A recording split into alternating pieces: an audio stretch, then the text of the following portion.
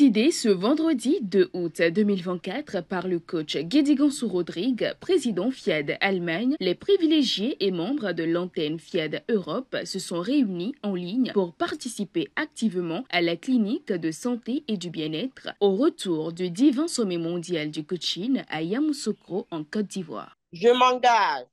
Je m'engage À être si fort. À être si fort.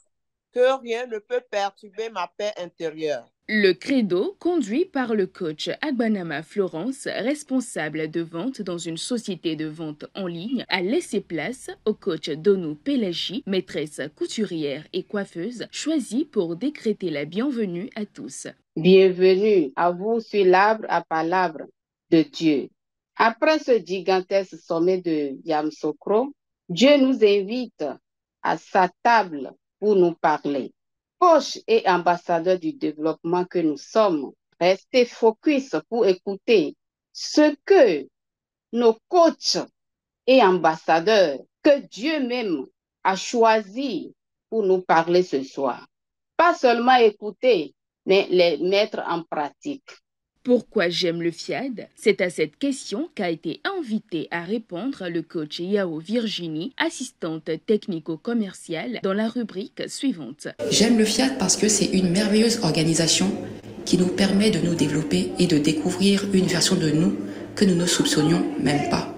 Le FIAD m'a permis de rencontrer de merveilleuses créatures de Dieu qui, dès l'entame, m'ont fait me sentir à l'aise comme si j'étais en famille. Leur bienveillance et leur gentillesse m'ont également beaucoup marqué. C'est vous dire que sans le FIAD, je serais incomplète car une partie de ma famille me manquerait.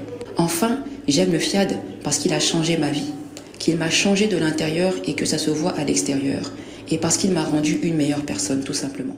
Celui qui dit « je programme mais je ne vois rien » est le détenteur du logiciel de l'échec.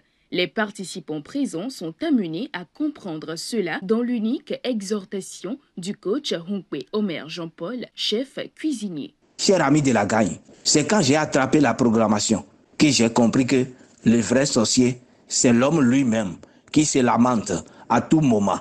Si tu veux voir, il faut avoir les yeux de Dieu. Si tu veux voir, il faut avoir le comportement de Dieu. Si tu veux voir, il faut avoir vraiment les pensées de Dieu. Je dis ça pour amener chacun de nous, souvent qui programme, qui croit que ce que moi je pense et que j'ai imaginé, et même j'ai même fait des dons pour ça, que c'est ça là seulement que je dois voir. C'est là où se trouve vraiment l'erreur, de croire que c'est ce que je pense que je dois voir d'abord avant de dire que la programmation marche.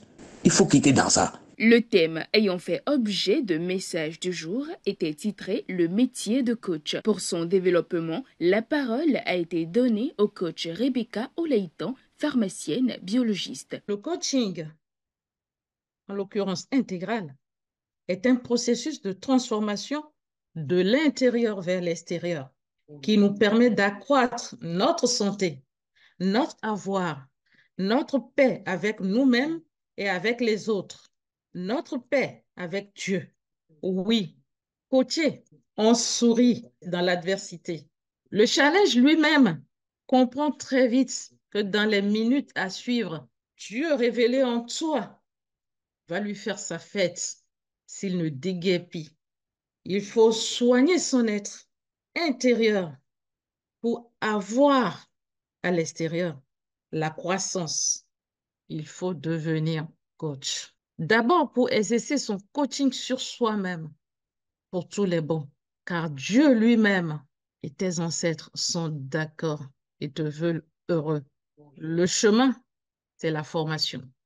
La formation au métier de coach. Afin de clôturer en toute beauté cette séance, un puissant atelier de paroles transformatrices a été conduit par le coach Nassi Agbanama, assistante trilingue dans une ambassade à Berlin.